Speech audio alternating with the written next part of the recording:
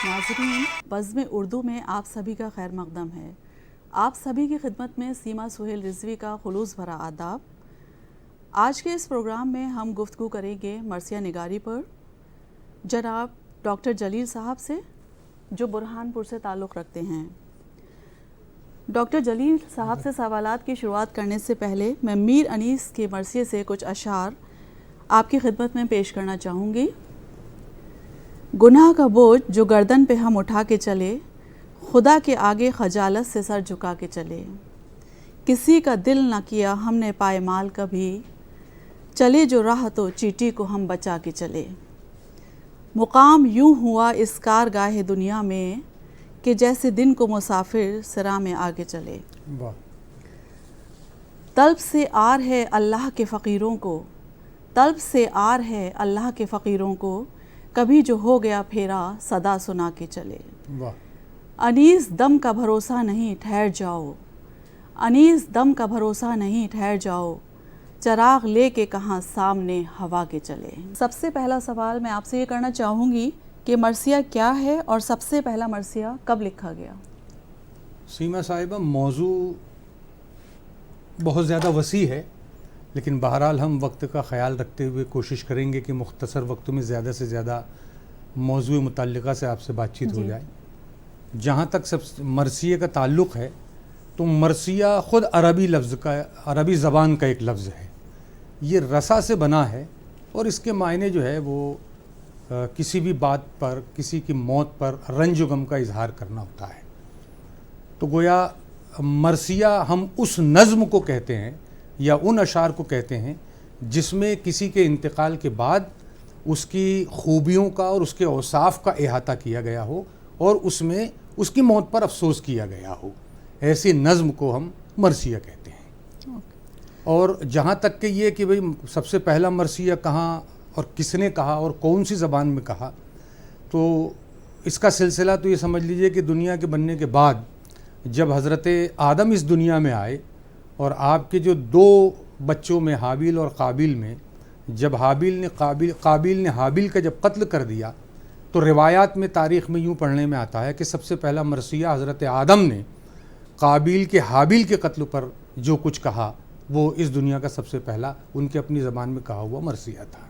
जी, अब आप मुझे बताइए कि मरसिए के अज्जाए तरकीबी क्या हैं? मरसिए के अज्जाए तरकीबी तो बहुत सारे हैं, 7 भी हैं, 8 भी हैं, 9 भी हैं। और अगर हम उनका बहुत ज़्यादा तफसील से जो है ज़िक्र करना चाहेंगे तो ये एक ऐसा मौजू है कि इस मौजू पर गुफ्तगू करने के लिए ही पूरा वक्त हमें दरकार है जी। लेकिन ये कि होता ये है कि किसी भी तरीक़े से बात को गुफ्तगू करने के लिए जो है वो ये बात हमारे सामने आती है कि भाई जो जिसकी याद में, जिसके शान में, जिसकी खूबियों का अहाता किए हुए मरसिया कहा गया है, तो बहुत से लोग बताते हैं कि उसका माजरा, उसकी रुखसत, उसका चेहरा, उसकी मर्दानावार जंग, फिर उसकी शहादत और फिर शहादत पर उसकी तारीफ़ का बयान करते हुए उसके ऊपर बैन करना, ये मरसिए के अज्जाए तरकीबी हैं जिनको हम बहुत ज़्यादा अभी इस वक्त वजाहत से नहीं बयान कर सकते, इसलिए कि एक एक नुक्ते के ऊपर जो है वो एक एक घंटे की गुफ्तगू की जाए तब भी कम होगी। तो ये मरसिए के अज्जाए तरकीबी कहलाते हैं। जी, अच्छा, मरसिए के अनासिर तरकीबी किन मौज़ूआत पर मुश्तमल हैं, थोड़ा इस पर रोशनी डालें। अनासिर तरकीबी जो है मरसिए के, ये 3 चीज़ों को अनासिर तरकीबी के नाम से जाना जाता है जो हमारी तारीख़ की और मरसिए की अदबी तारीख़ में रिवायात के तौर पर मौजूद है। जैसे 3 चीज़ों को, जिसमें सबसे पहले माजरा होता है, किन चीज़ों को लेकर जो है 2 फ़रीक़ैन के दरमियान में जो है वो मुकाबला आराई हुई। और दूसरा अनासिर तरकीबी में दूसरे नंबर पर जो आता है वो शहादत आती है कि किन मौज़ूआत को, किन इख्तलाफात को लेकर जंग की गई और उस हीरो की जिसके मुताल्लिक़ हम अशार कह रहे हैं उसका इंतकाल हुआ, और फिर उसकी खूबियों को बयान करके तीसरे नंबर पर बैन करना, ये मरसिए के अनासिर तरकीबी कहलाते हैं। अच्छा, दक्किन और खुसूसन बाब दक्किन बुरहानपुर की मरसिया निगारी पर रोशनी डालें आप थोड़ा सा जलील साहब। देखिए सीमा साहिबा, ये बात बहुत वजाहत तलब है, कोशिश ये की जाएगी कि मुख्तसर में इनके तमाम पहलुओं पर गुफ्तगू की जाए। غزل اور شاعری کی دوسری تمام اصناف سخن شمالی ہندوستان سے جنوبی ہندوستان خصوصاً دکن کی طرف آئی، لیکن مرثیہ نگاری کو یہ فخر حاصل ہے کہ یہ دکن اور باب دکن خصوصاً برہانپور سے، چونکہ برہانپور کو Bab Deccan gateway of Deccan کہا جاتا تھا، اس لیے کہ اس زمانے میں، جس زمانے کے یہ واقعات ہیں، جنوبی ہندوستان میں جانے کے لیے برہانپور ایک ایسا شہر تھا جو دروازے کی حیثیت رکھتا تھا۔ شمالی ہندوستان سے جنوبی ہندوستان میں جانے کے لیے یہ ممکن ہی نہیں تھا کہ برہانپور کو نظر انداز کیے بغیر جنوبی ہندوستان میں جایا جائے، اسی لیے برہانپور کو باب دکن یا گیٹ وے آف دکن کہا جاتا تھا۔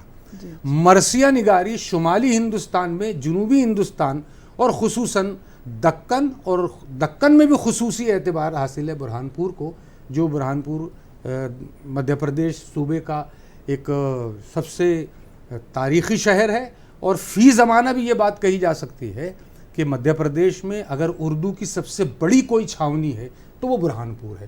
تو شمالی ہندوستان میں مرثیے کی روایت دکن اور خصوصاً برہانپور سے پہنچی ہے۔ اچھا، تو برہانپور کے اولین مرثیہ نگاروں میں کن شاعروں کا شمار ہوتا ہے؟ ویسے کئی نام ہیں، لیکن سب سے زیادہ جو ہے وہ ہاشم علی گجراتی جو ہے، یہ نام سب سے پہلا لیا جاتا ہے، جو برہانپور کے مرثیہ نگاروں میں سب سے اول مرثیہ نگار تسلیم کیا گیا ہے۔ اور بے شمار مرثیہ گو شاعروں میں کیا کوئی غیر مسلم مرثیہ گو بھی ہے؟ جی، کئی بے شمار غیر مسلم مرثیہ گو رہے ہیں، اور خاص طور سے ان تمام اکابرین مرثیہ گو میں ایک نام ایسا بھی رہا ہے، آپ نے جس طرف آپ کا روئے سخن تھا غیر مسلم مرثیہ نگار کی طرف خاص طور سے، تو وہ ترمبک بالاجی نائک ذرہ، یہ ایک ایسا غیر مسلم مرثیہ گو تھا جس کے تعلق سے روایات اور تاریخ کے صفحات اس بات کی دلیل اور گواہ اور ثبوت ہیں کہ اس نے تقریباً 1,25,000 مرثیے کے اشعار کہے۔ یہ اور بات ہے کہ زمانے کی گردش سے آج وہ اشعار ہمارے پاس محفوظ نہیں ہیں، لیکن ترمبک بالک جی نائک ذرہ ایک غیر مسلم مرثیہ گو تھا، اور جس نے پوری زندگی صرف اور صرف مرثیہ ہی کے اوپر جو ہے وہ طبع آزمائی کی۔ کیونکہ آپ برہانپور سے تعلق رکھتے ہیں تو میں برہانپور سے ہی آپ سے یہ پوچھنا چاہوں گی کہ برہانپور میں شاعری کے کئی گروہ ہیں جو ادبی آبیاری کر رہے ہیں، اس پر آپ تھوڑا سا روشنی ڈالیے۔ معروف گروہ برہانپور میں 3 ہیں، شعراء کی کوئی کمی نہیں ہے۔ میں سمجھتا ہوں کہ ابھی فی زمانہ مدھیہ پردیش میں برہانپور میں شاعروں کی تعداد سب سے زیادہ ہے، جو شاعری کے حوالے سے، مشاعرے کے حوالے سے پوری اردو دنیا کے اندر اس کی نمائندگی کر رہے ہیں۔ جہاں تک اسکول اور گروہ کا تعلق ہے، ہمارے یہاں پر ایک مقامی اصطلاح اس کے لیے اسکول کے بجائے گروہ کی اختیار کی جاتی ہے۔ تو 3 گروہ جو ہیں وہ ایک خیالی گروہ، دوسرا حاذقی گروہ، اور تیسرا جو ہے وہ راغبی گروہ، یہ 3 جو ہے وہ گروہ کہلاتے ہیں، اور وہ تینوں گروہ کے اندر سلسلہ جانشینی آج بھی قائم ہے، اور وہ استاد اور اس کے بعد وہ اپنے جانشین مقرر کر دیتا ہے۔ تو سلسلہ جانشینی بھی الحمدللہ برہانپور میں ان تینوں گروہوں سے آج تک جاری اور ساری، اور انشاءاللہ جاری رہے گی۔ اب میں آپ سے پوچھنا چاہوں گی کہ آپ کا تحقیقی موضوع کیا تھا اور آپ نے اس موضوع کو کیوں منتخب کیا تھا؟ دیکھیے، میرا تحقیقی موضوع جو تھا وہ برہانپور کے اہم مرثیہ نگاران اور ان کے کلام کا تحقیقی و تنقیدی مطالعہ تھا۔ اب ظاہر سی بات ہے کہ دوسرا سوال یہ ہے کہ بہت سارے موضوعات میں سے اسی موضوع کو کیوں منتخب کیا گیا؟ تو میں یہ دیکھتا ہوں، اور میرا اپنا یہ احساس رہا اس زمانے میں، جس زمانے میں میں نے اس موضوع کو منتخب کیا، کہ آسمان مرثیہ نگاری کے جو آفتاب اور ماہتاب تھے، وہ انیس اور دبیر، یہ بچہ ہمارا اردو جاننے والا اور اردو شاعری سے لگاؤ رکھنے والا، اردو کی تاریخ کا ایک معمولی طالب علم بھی جانتا ہے۔ تو آسمان شاعری اور آسمان مرثیہ نگاری کہ یہ وہ آفتاب و ماہتاب تھے جن سے پوری اردو دنیا کا ہر طالب علم جانتا ہے انہیں۔ لیکن مجھے افسوس یہ ہوا کہ دکن میں اور خصوصاً برہانپور میں مرثیہ کہنے والوں کی تعداد اتنی تھی جن کا شمار بھی مشکل تھا، لیکن صرف ہمارے اپنے علاقے کے اور بعض ہمارے اپنے علاقے کے لوگ بھی نہیں جانتے تھے کہ برہان پور کے اندر ایسے ایسے مرثیہ نگار پیدا ہوئے ہیں جن کا کلام بڑے سے بڑے مرثیہ کہنے والے کے سامنے رکھا جاتا اور جو داد و تحسین پا سکتے تھے اور جن کے کلام کا اعتبار فنی اعتبار سے کیا جاتا، لیکن دنیا اس سے لا علم تھی۔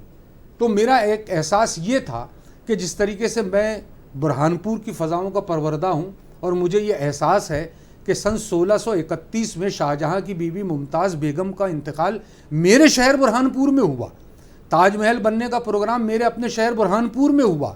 شاہ جہاں کو اس زمانے کے آرکیٹیکٹس نے یہ بتایا کہ اگر تاج محل برہان پور میں بنایا جاتا ہے تو یہ سفید جو سنگ مرمر ہے اس کا کلر کچھ وقت کے بعد تبدیل ہو جائے گا، تو اس لیے برہان پور میں تاج محل نہ بنایا جائے۔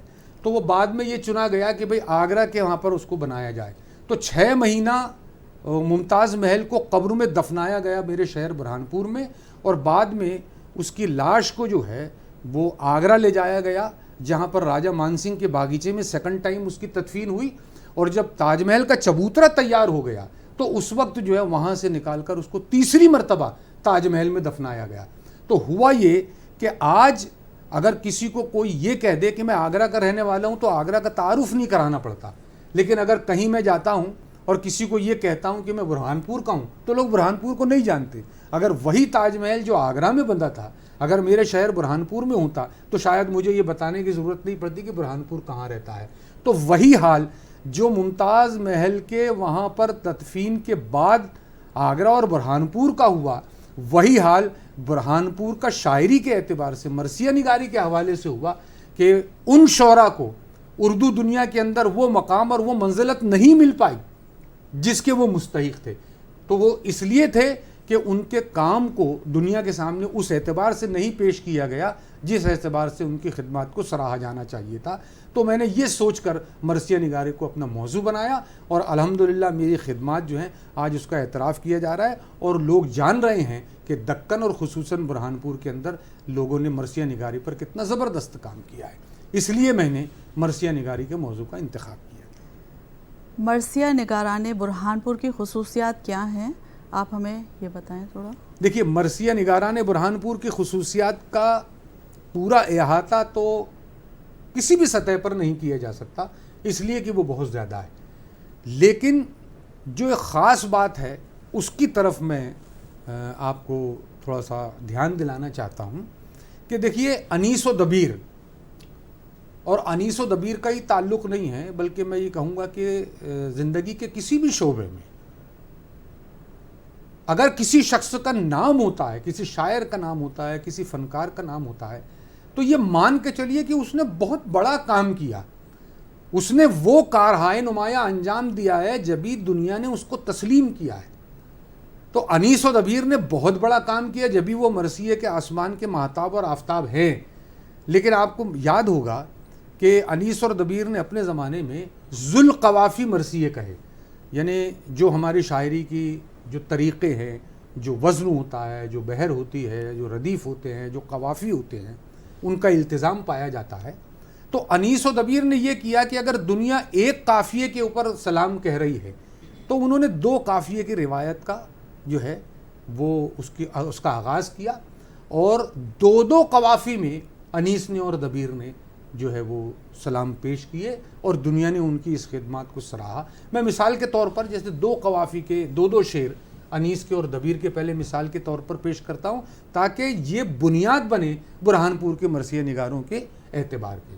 جیسا ہم یہ دیکھتے ہیں کہ تلوار کی تعریف ایک مرثیہ ہے میر انیس کا، تو انہوں نے جو ہے وہ جو ہے ذوالقوافی جس کو بولتے ہیں، ہر شعر میں 2 قافیے، جیسا مثال کے طور پر ذو قافیتین میں ایک یہ دیکھ لیجئے کہ یہاں سب کو تھا یقین کہ وہاں تھی وہیں نہ تھی، یہاں سب کو تھا یقین کہ وہاں تھی وہیں نہ تھی، وہاں بھی قافیہ ہے اور وہیں بھی قافیہ ہے۔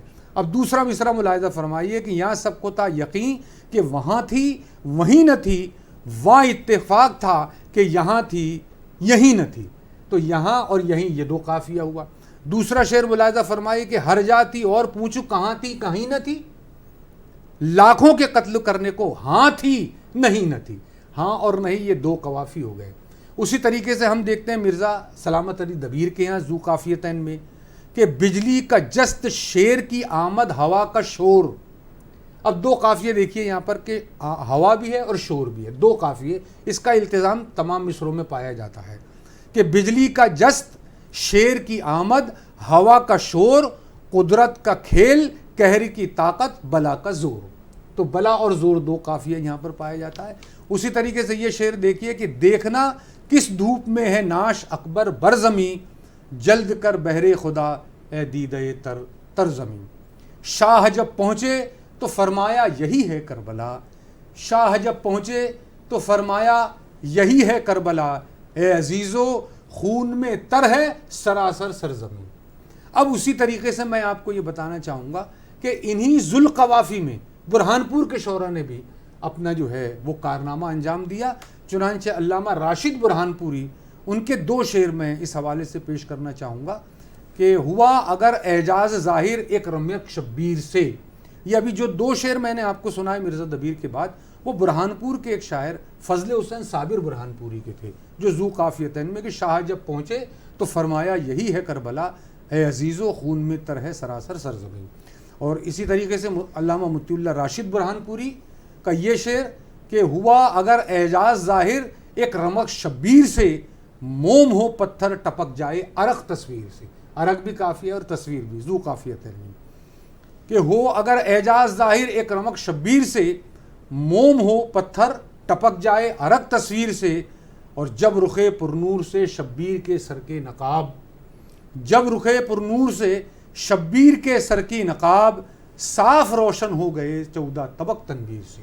इन ज़ुल कवाफ़ी या ज़ू काफ़ियतैन मरसिए के बाद बुरहानपुर के मरसिया निगारान ने तीन तीन कवाफ़ी को सामने रखकर शेर किया। ये उनका कमाल और ये उनका कारनामा था। चुनांचे अल्लामा राशिद बुरहानपुर ही के मैं सह काफ़ियतैन की मिसाल देता हूँ, जिसके अंदर हर शेर में तीन तीन कवाफ़ी का इल्तिज़ाम पाया जाता है। आप जानते हैं जो शेरी ज़ौक़ रखते हैं और जो तबा आज़माई भी करते हैं, उन्हें मालूम होगा कि काफ़िए के इल्तिज़ाम जो है शायरों के लिए बहुत ज़्यादा दुश्वारियाँ और मुश्किल पैदा करता है। लेकिन बहरहाल उन्हें शेर कहना है, लेकिन एक काफ़िए के साथ दो काफ़िया और दो काफ़िए के साथ तीन काफ़ियों का इल्तिज़ाम, और वो भी सलाम जैसी मुश्किल तरीन सिनफ़ सुकन में, ये कोई मामूली कारनामा नहीं है। चुनांचे अल्लामा राशिद बुरहानपुरी इसका सह काफ़ियतैन कलाम का नमूना मुलाहिज़ा फरमाए कि मुजरई उमड़ा हुआ है हर तरफ तूफ़ान की, तरफ तूफ़ान की, ये तीन काफ़िया। मुजरई उमड़ा हुआ है हर तरफ तूफ़ान की, और तन्हा है शहंशाह नजफ सुल्तान दीन, नजफ सुल्तान दीन। तीन काफ़िए में फिर मुलाहिज़ा फरमाए कि मुजरई उमड़ा हुआ है हर तरफ तूफ़ान की, और तन्हा है शहंशाह नजफ सुल्तान दी। इंसो जाही कुछ नहीं है शाहिदी के सोगवार, इंसो जाही कुछ नहीं है शाहिदी के सोगवार, हैं शरीके बज़्म मातम सफ बसफ हुरान ईन। तीन काफ़ियतैन। और मुलाहिज़ा फरमाए अल्लामा राशिद ही के सहकाफ़ियतैन की मिसाल कि मुजरई गर अक्ल फ़रहंगे सलफ़ मौजूद है, फ़रहंग सलफ़ मौजूद, तीन कवाफ़ी। मुजरई गर अक्ल फ़रहंगे सलफ़ मौजूद है, करबला का अज़्म आहंगे नजफ़ मसऊद है। और कीमिया है दर हकीकत करबला की खाके पाक, कीमिया है दर हकीकत करबला की खाके पाक, और पारस से फ़कत संगे नजफ़ मकसूद है, और पारस से फ़कत संगे नजफ़ मकसूद है। ये सह काफ़ियतैन कलाम है जो बुरहानपुर के शौरा का मैंने मिसाल के तौर पर आपके गोशगुजार किया। नाज़रीन, आज के इस प्रोग्राम में डॉक्टर जलील से मरसिया निगारी पर मालूमात फ़राहम की गई। मरसिया गोई में मीर अनीस और मिर्ज़ा सलामत अली दबीर के ही नाम आते हैं, लेकिन उन लोगों को गुज़रे हुए ज़माना हो गया है और मरसिया उसी तारीख़ के साथ कायम है। तो नाज़रीन, बज़्म उर्दू की तमाम टीम और सीमा सुहेल को इजाज़त दें। आदाब।